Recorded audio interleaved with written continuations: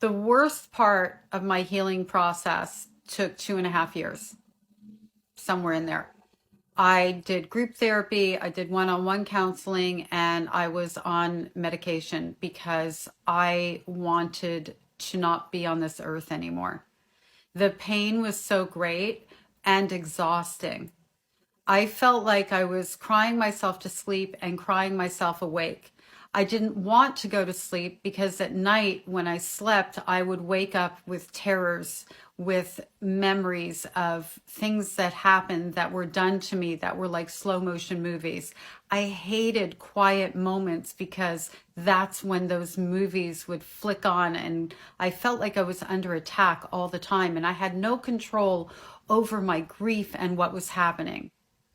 And I didn't see that there was a light at the end of the tunnel. Like, that was my biggest fear, that it was never going to be okay.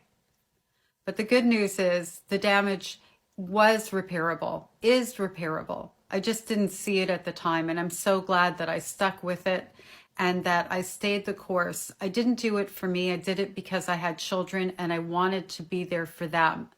I wish I could just tell you I did it for me because I'm worth enough to do it for. But all too often, because we were raised to believe we were worthless, we don't put enough value on healing ourselves just for ourselves.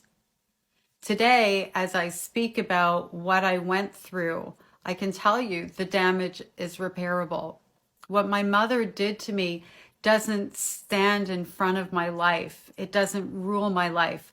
I'm using my bad experiences for something good.